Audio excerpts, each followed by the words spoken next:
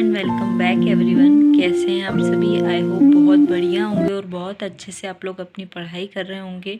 As you all know, in this YouTube channel we will discuss about topics related to business study subject. हमारे previous video में हम honours fund के sources को पढ़ रहे थे, जिसमें हमने शेयर्स के बारे में पढ़ा, जिसमें इक्विटी शेयर, प्रेफरेंस शेयर्स सबके बारे में हम पढ़ चुके हैं। उसके बाद हमने रिटेन अर्निंग्स के बारे में पढ़ा। अब आज के इस वीडियो में हम डिस्कस करने वाले हैं ग्लोबल डिपॉजिटरी रिसिप्ट या GDR। So without any delay let's start our today's video. So as you all know कि एक कंपनी को अपनी जो शेयर कैपिटल है उसको बढ़ाने के लिए शेयर्स इशू करने पड़ते हैं। बहुत सारे शेयर्स वो इशू करेगी डोमेस्टिक मार्केट में। इसी तरह से एक फाइनेंशियल इंस्ट्रूमेंट हमारा होता है, एक वित्तीय साधन होता है ग्लोबल डिपॉजिटरी रिसिप्ट, जिसे GDR कहते हैं, जो कि इंटरनेशनल मार्केट में किया जाता है, जिससे हम फॉरेन इन्वेस्टमेंट को भी अपनी कंपनी में ले सकते हैं। तो आइए इसके बारे में अच्छे से पढ़ते हैं। पहले इसका मीनिंग देख लेते हैं।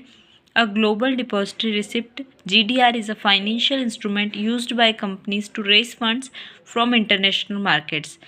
As I said कि GDR एक ऐसा फाइनेंशियल इंस्ट्रूमेंट है जो कि कंपनीज अपने जो फंड्स है वो इंटरनेशनल मार्केट से लेने के लिए भी मतलब इसको यूज़ करती हैं, कि वो फॉरेन से भी इंटरनेशनल मार्केट में भी अपने जो शेयर्स हैं उनको इशू कर पाए और वहाँ से उनके जो फंड्स हैं, उनकी शेयर कैपिटल है वो इकट्ठी कर पाए।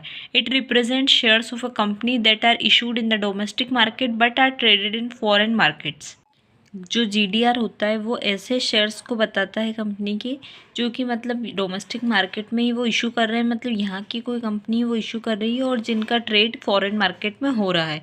GDRs are commonly used by companies to access global capital and enhance their visibility internationally. जैसे कि मैंने अभी बोला आपको कि जो GDR है वो इसीलिए यूज़ किया जाता है कि जो आपका मतलब कि आपकी कंट्री में तो आप आपकी शेयर कैपिटल जो है वो बढ़ा रहे हो, शेयर्स इशू कर रहे हो, लेकिन GDR के थ्रू आप क्या होता है ग्लोबली जो होता है फॉरेन मार्केट में भी आपके मतलब शेयर्स को इशू कर सकते हो, ट्रेड कर सकते हो। इस तरह से आपका जो ग्लोबल कैपिटल है उसको रेस करने के लिए GDR या ग्लोबल डिपॉजिटरी रिसिप्ट का यूज़ किया जाता है। तो अब ये हो गया GDR का मीनिंग। आई होप आप लोगों को समझ में आ गया होगा। और अब देख लेते हैं इसके कुछ फीचर्स। पहला फीचर है GDR का, issued by domestic companies.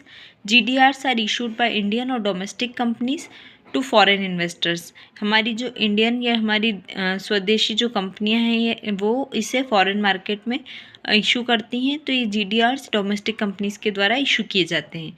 Next feature है traded on international stock exchange. These receipts are traded on international stock exchange like the London Stock Exchange और Luxembourg Stock Exchange। देखिए ये इस इंटरनेशनल स्टॉक एक्सचेंज में इनकी trading होती है। आपको पता ही होगा स्टॉक एक्सचेंज जो होता है वहाँ पर मतलब ये जो फाइनेंशियल इंस्ट्रूमेंट्स होते हैं, सिक्योरिटीज़ होती है, इनकी ट्रेड परचेस ये सब की जाती है। तो इसी तरह मतलब जो GDR होता है उनकी ट्रेडिंग इंटरनेशनल स्टॉक एक्सचेंज जैसे लंदन एक्सचेंज हो गया, दूसरे को इंटरनेशनल स्टॉक एक्सचेंज वहाँ पर की जाती है। फिर थर्ड हमारा फीचर है denominated in foreign currency. GDRs are issued in a freely convertible currency such as US dollars और यूरोस। GDR को मतलब एक ऐसी करेंसी में इशू किया जाएगा जो कि अच्छे से कन्वर्टेबल होगी, मतलब कहीं पर भी आप उसको कन्वर्ट करा सकते हैं, जैसे कि US डॉलर हो गए या यूरोज़ हो गए, यूरोप की करेंसी जो है, इस तरह की ही कोई फ्रीली कन्वर्टेबल करेंसी में ही फॉरेन करेंसी में इनको डिनोमिनेट किया जाता है, इशू किया जाता है। फिर अगला फीचर देख लेते हैं, facilitates investment by foreign investors.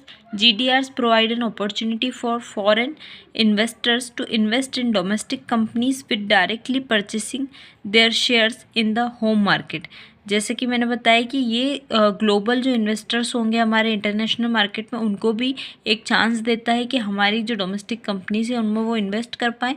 तो GDR के थ्रू फॉरेन इन्वेस्टर्स भी इन्वेस्टमेंट करते हैं। फिर हमारा लास्ट फीचर है इशूड थ्रू डिपॉजिटरी बैंक्स।